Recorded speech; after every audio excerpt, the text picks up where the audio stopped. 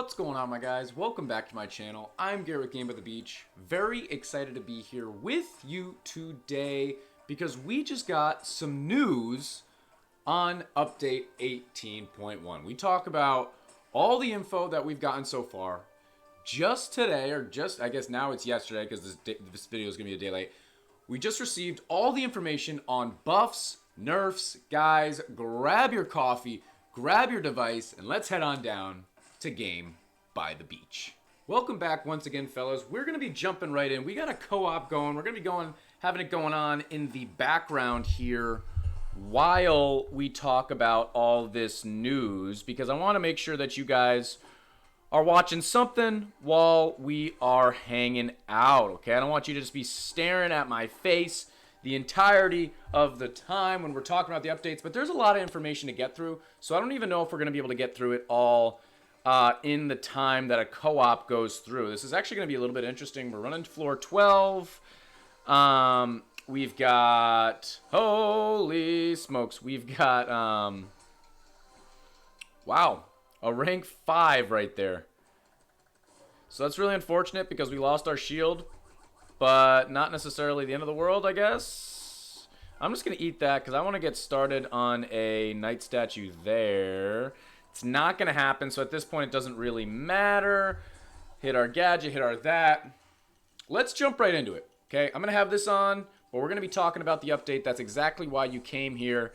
Let's get right into it because I read some of it, and it's about to get crazy, okay? Balance changes. If you guys want to follow along with me, like Uncle Gary reading you a bedtime story, you can find it on Discord. You can find it on the Rush Royale's Facebook page. I usually go to one of those two options. I think they also put it out on YouTube, kind of. They make like their own videos. I digress. Balance changes. Cultist.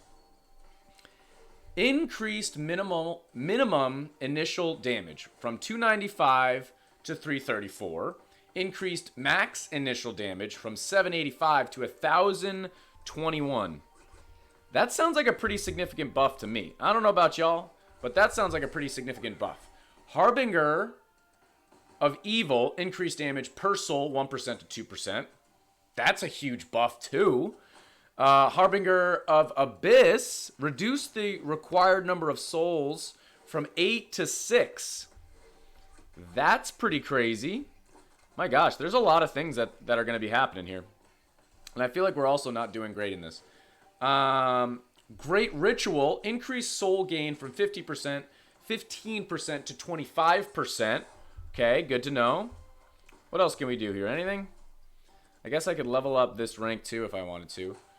And Flame of the Abyss, increased armor reduction 25% to 40% and reduced damage interval from 0.4 seconds to 0.2 seconds.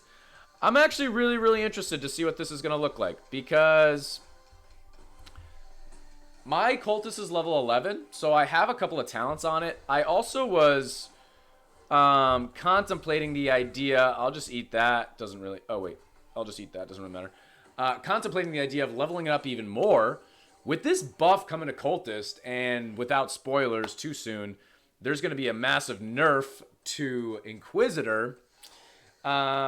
Why not? Let's think about maybe leveling up our Cultist and going Cultist, because I actually enjoy playing it a lot. But let's talk about the why. With the introduction of new mechanics and talents, the Cultist began to appear more often among the players. But his stats are not high enough because the complexity of collecting a soul and the vulnerability on the board do not allow the unit to fully open up. Agreed. With this change, we are improving the starting parameters and simplifying the collection of souls for the possibility of using talents. I think that's actually a really great thing that they did right there. I don't have any rank 2s, huh? I'll just do that. We can go here. We can go there, we'll go there, we'll go there. I love it. Let me know what you think. Guys, and if you are enjoying this video, make sure that you are subscribed to the channel, following me on Twitch. And if you guys make any in-game purchases, make sure you're going through My Games and using code BEACH to help support the channel. Enchanted Sword. Enchanted Sword, oh my gosh. Enchanted Sword, ancient magic.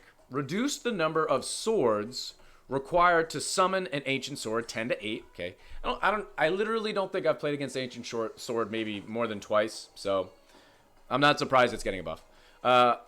Approving Look. That must be a different talent. I only have mine at 8, so I sometimes play with it at 9 if I use it in like mirror match, but that's about it. Reduced attack speed increase 20 to 10%. Growing Supremacy, Ancient Sword gains 50% increase bonus. Why? We're buffing unit talents related to damage. Try out new decks and combinations. Pretty much everybody I know plays Sword for it to buff other units rather than it to be a damage unit, so I understand why they're trying to do that, but let's get into it right now, guys. Inquisitor. Everyone hold your breath. It's about to get crazy, okay? So let's go. Hammer of Faith. Stun no longer prevents bosses from using abilities. Mic, pen, drop. That's actually crazy. The stun from that's the level 15 talent. The stun is crucial. Crucial, guys. Because the damage, dude, the damage from Inquis isn't what makes it so strong. The damage of Inquis is also getting nerfed. I'll just say it right now. Ronin, reduced damage increase limit 900 to 800%. It's 100% nerf. It's not exactly how that works, but you guys know what I'm trying to say. We'll just do that. Okay. We'll do that. Okay. Boop, boop. Hammer of Faith no longer stunning is going to change the best deck in the game. I mean, now we're going to have to throw something back in. We have Pretzel in there to do the damage and slow and stuff like that, but that stun is super important, especially when you get to 2 or 3 bosses, because the damage is not that high with Inquisitor. That's genuinely going to be a huge, huge deal once that's a thing. I don't even know what I want to level up here. I've just got a rank 5 Dryad over here, your boy.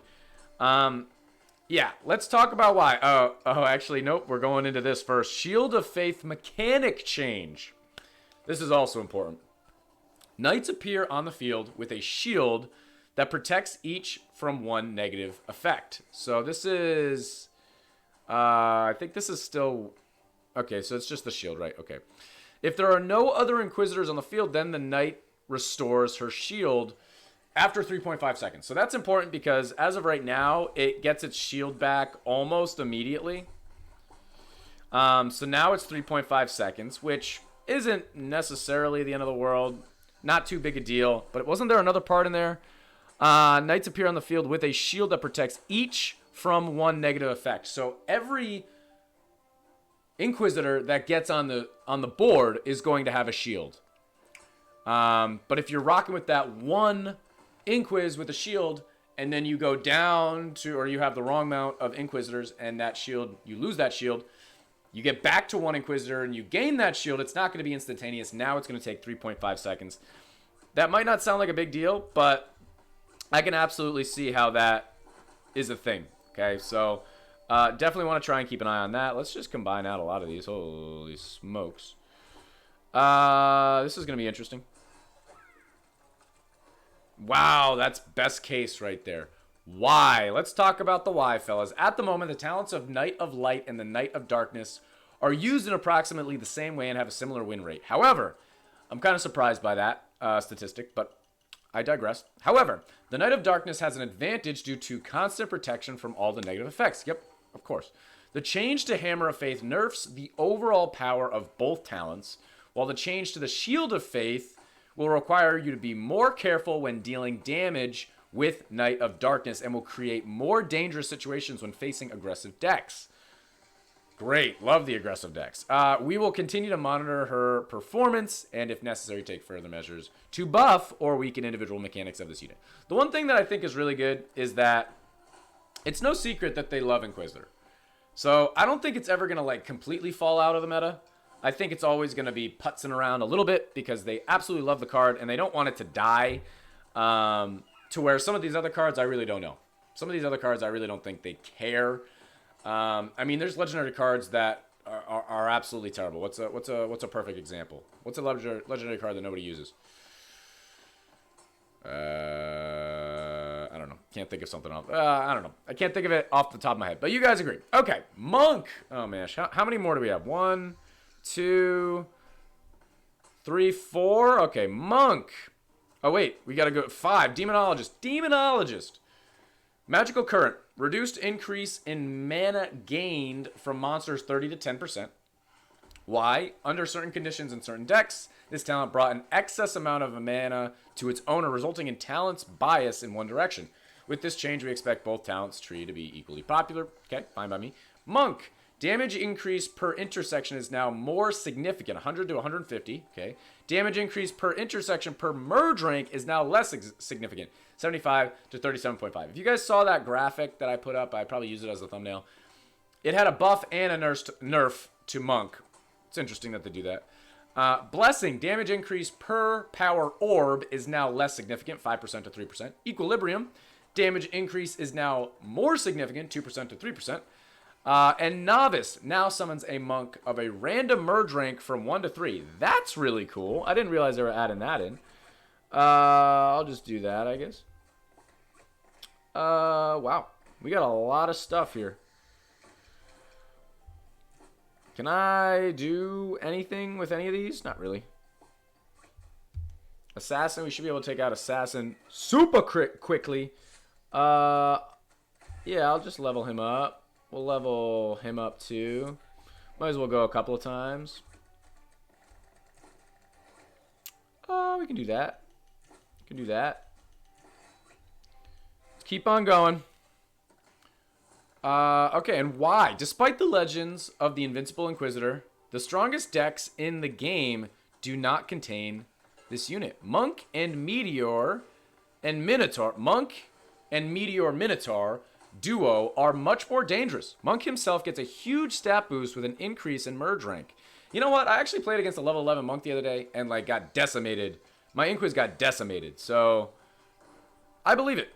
I believe it. Did this get hit by a lion at one point? Probably.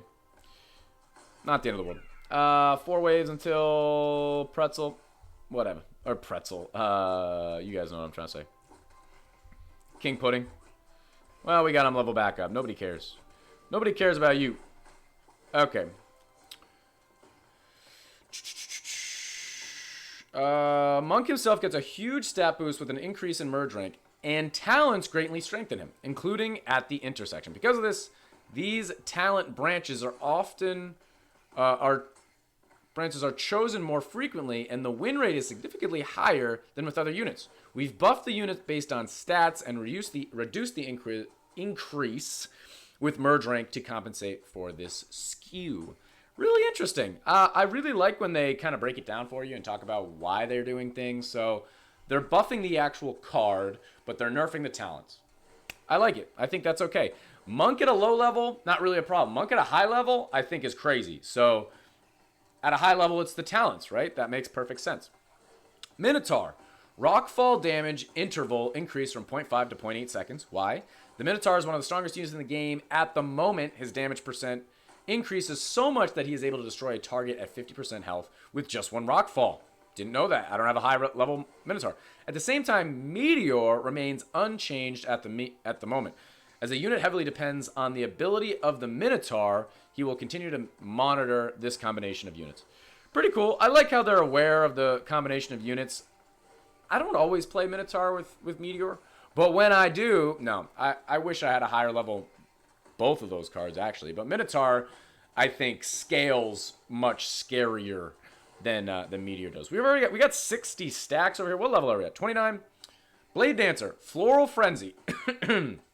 Damage increase after 30 flowers is now more significant, 0.4 to 0.6. Blooming Dash. Dance attack speed increase is now more significant, 180% to 220%. Okay. Damage increase per flower is now more significant from 1 to 1.5%.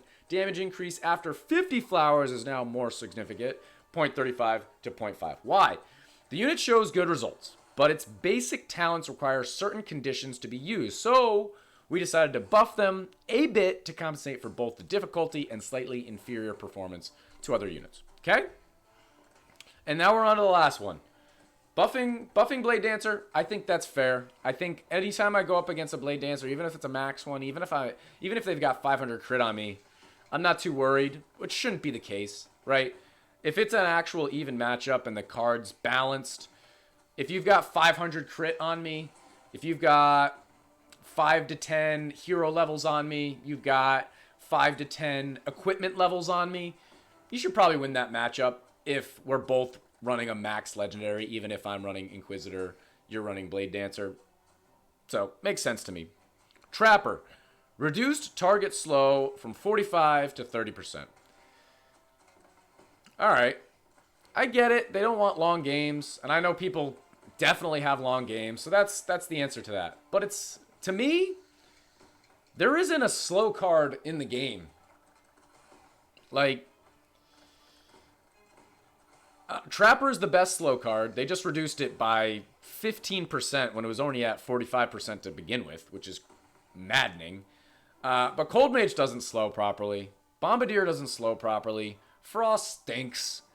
The chains of ice from Frost that actually like freeze the monsters, it's like a 0.5 second freeze. Like maybe a second freeze. I don't know how long it is, but it's like so insignificant. That's why nobody uses slow in this game. And now they're reducing slow even more. Why?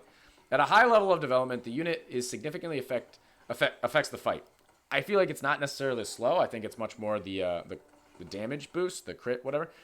Allowing you to significantly increase the amount of damage dealt to monsters, as well as giving the players strong control. We've decided to nerf the Trapper slow to balance its stats in relation to its versatility. And then, okay, the only other change is Alchemist and Plague Doctor. Their traps now deal venom damage, allowing more effective combos with Earth Elemental. That's all of the info. We're at wave 34. We should have no problem doing this. I didn't even mention this in the video yet, but I've been grinding like crazy today because we're at 101 chests, baby. The season ends in two hours, something like that. So I've been playing PvP, I've been watching ads, I've been grinding. You guys know how reluctant I am to use my gems. But we may just have to do that. And I really just want to get there for the reputation points, the couple of chests. I used Platinum to get the Premium Pass anyway. So realistically, I should, I don't want to miss out on 4 chests rather than just the 2. Just do that, we'll do that. We'll just keep going. We've got, I guess we'll level this guy up. I don't know what he's mad at. You Gucci, bro? You chilling? Alright, sweet. You okay, homie? Although Lion is a little bit scary in this situation, but shouldn't be the end of the world. A little rank 2 right there is a good thing. Can I get a rank 1 Dryad? That'd be kind of fun. Because then I can rank up that Pretzel. No dice, so I'm just going to do that.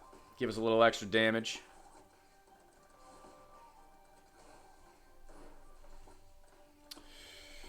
But yeah, guys, let me know in the comments what you're most excited about. Are you surprised by anything? Here are my takeaways. You had to wait 18 minutes for my takeaways.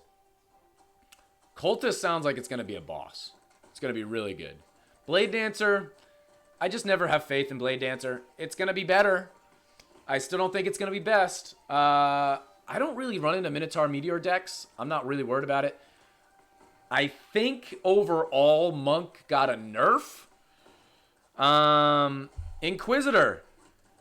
Dude, I'm going to have to see what it looks like with no stun off Hammer of Faith.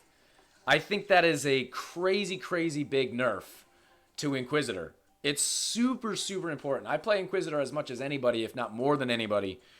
And that hammer is very, very important. It might open the door to some different decks, which I don't mind. People might start thinking more about running Bombardier.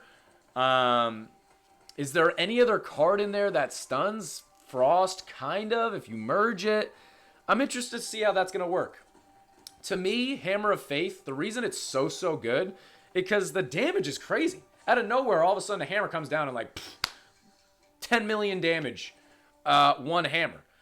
I would have been perfectly fine with the reduction of damage from the hammer, because I thought the whole point of the hammer was the stun, because that's how they marketed it, more or less.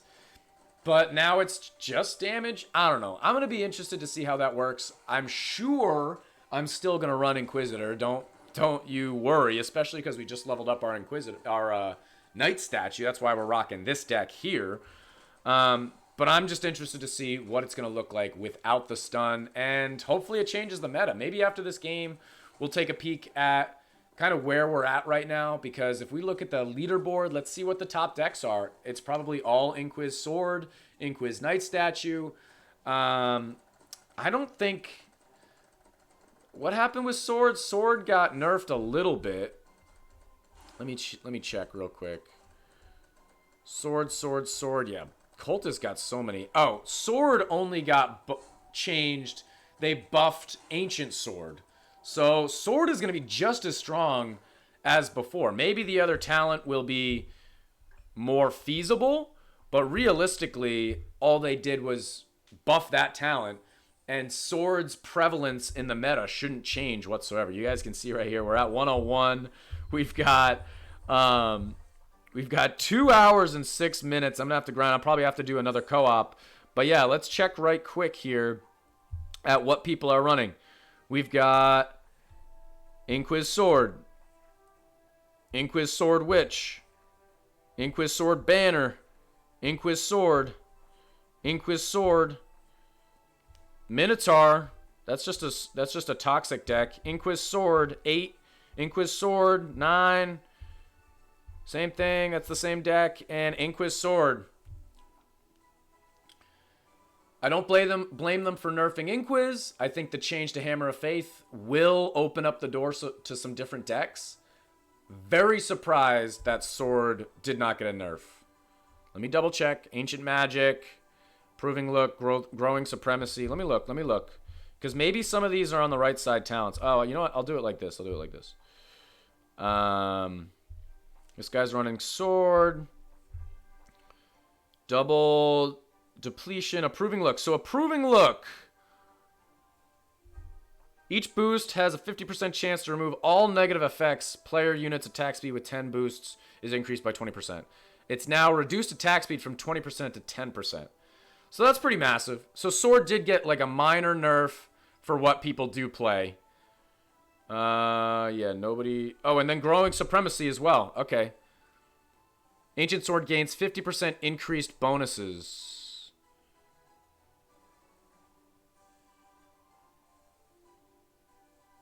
Huh? Growing Supremacy. Ancient Sword gains 50% increased bonuses. But what is Ancient Sword? We've got Ancient Magic, and we've got Enchanted Sword. So I don't know exactly what that means. Maybe I'm being silly. I just want to hear what you guys think. I'm excited to see the new meta. I'm excited to try out Cultist. I think it'll be a little bit different. Inquis is going to be interesting. I'm not mad about bringing back Bombardier. I'm not mad about it. But a reduction in damage from Inquis and taking away its stun, that's a 2 for buff. 2 for nerf. So that's pretty severe. But guys, that is going to be the end of this YouTube video. If you enjoyed, make sure to like, comment, and subscribe. And I'll check you guys out in tomorrow's video.